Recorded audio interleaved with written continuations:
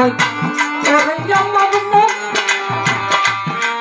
আরো কালো সাকই ওরে আমার মুখ সরলে গো রলনে ছায়া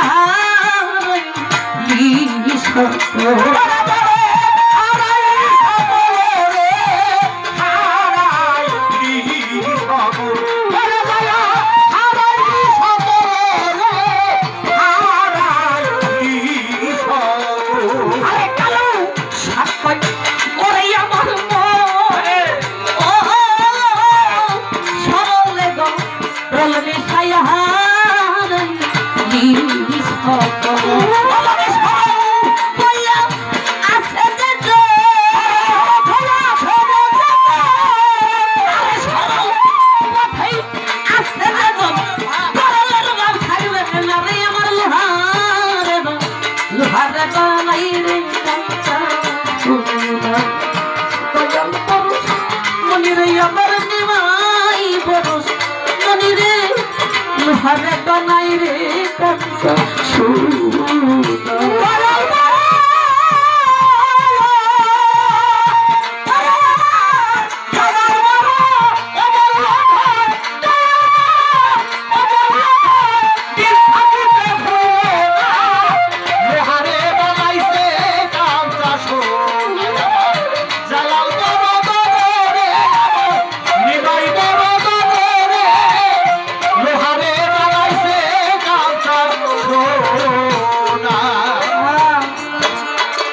একটা কথা বলেছে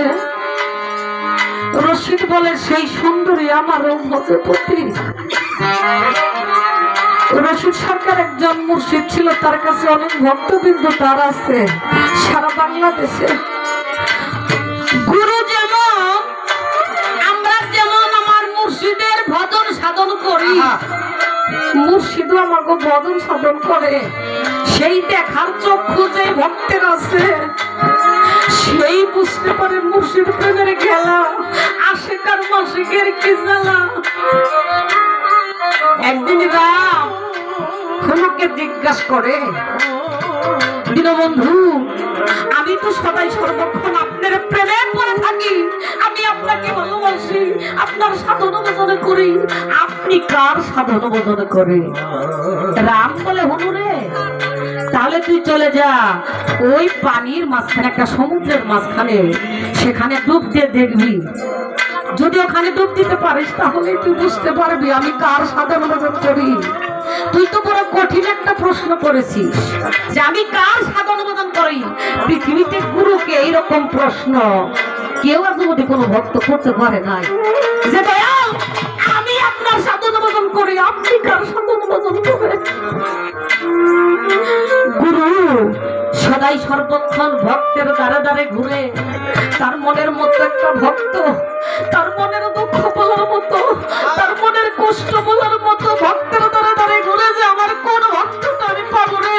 আমি ওর বুকে বুক বিষয়ে আমার মনের যত দুঃখ আমার যত জ্বালা যন্ত্রণা হয় ভক্তের কাছে আমি বিতাই দেবো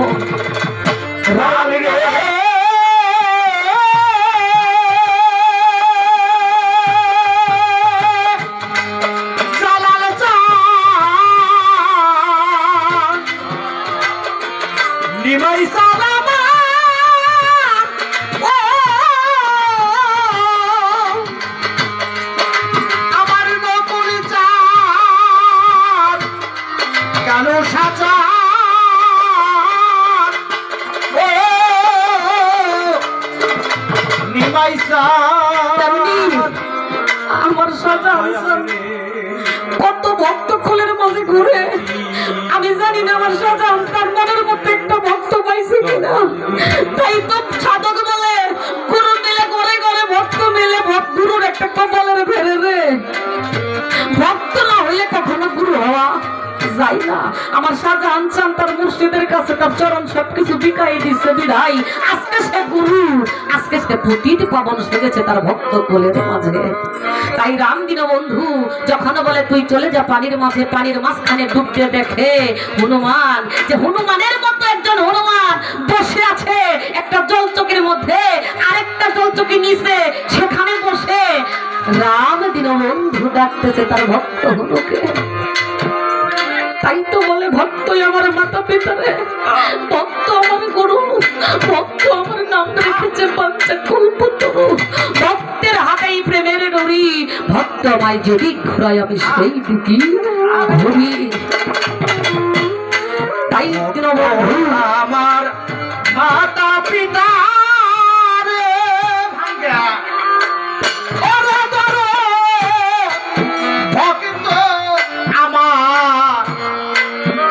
ভক্ত আমার গুরু,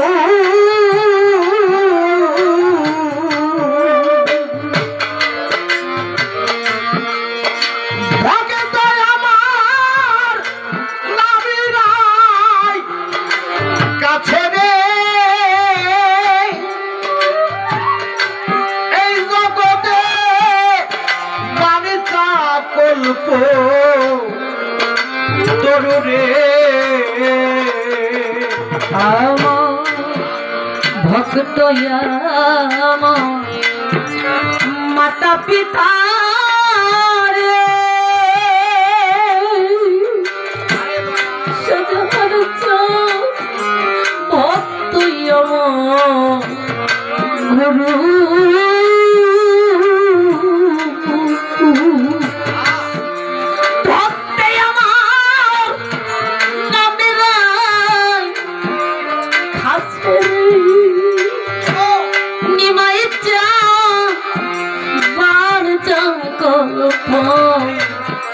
তরুরে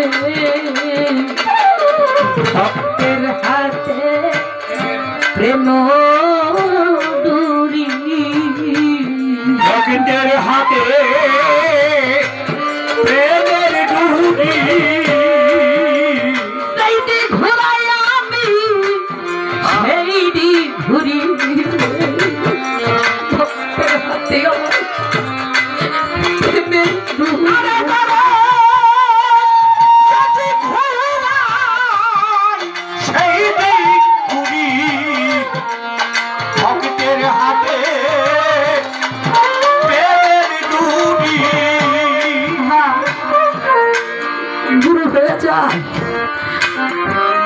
যে গুরুর হয়ে যায়, গুরু কবু আমার হয়ে যায়,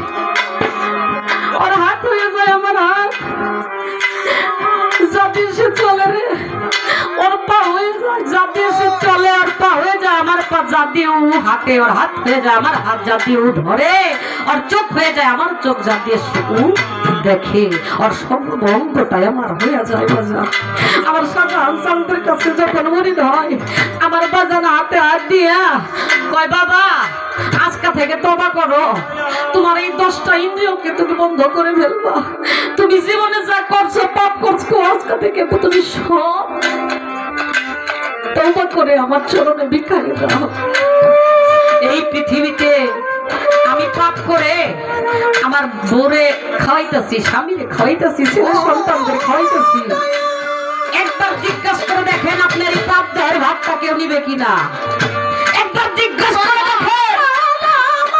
আমি যে তোদের এত কষ্ট করে খাওয়াইতেছি আমার এই পাপ দেহের ভাবটা কি আমি, সেদিন বলবে জীবনও না আপনার ঘরের স্ত্রী বলবে স্বামী বাবা মাই দিছে কামাই করে খাওয়াইবা, তুমি চুরি করে খাইবে না, ডাকাতি করে খাইবো এটা জানি না, তুমি তোমার ওই পাপের ভার আমি নিতে পারবো না। ছেলে সন্তানের কাছে যাবেন বাজান, তখন কত কষ্ট করে না খাওয়াইছি, আমি ডাকাতি করে চুরি করে, আজ আমি জনমের মতো পাপী হয়ে গেছি, বললো আমার শাস্তি দিব, আমার শাস্তির ভাগ কি তোরা নিবি? ওই ছেলে সন্তান ওই দিন কইব বাবা তুমি হইছো বাবা তুমি কামাই করে খাওয়াইবা, তুমি কি কইরা খাওয়াইবা ওইটা আমাদের দেখার বিষয় না, সবাই মানা করবে, কিন্তু কামেল মুর্শিদ যে হয়ে যায় আমার কলসান আমার সানানসান আমার চালানসান আমার সাজানসান আমার নিমাইসান একমাত্র ওই দয়ালের চরণে গেলে দয়াল আর মানা করে না যে তোমার এই দেহের ভার আমি নিব না। আমার সজন চল ওই দেহের ভাতটা নেয়। তাই আমার একটা গান আমার হৃদয়ে বাড়ি পড়লো, আমার মুর্শিদের স্মরণ করে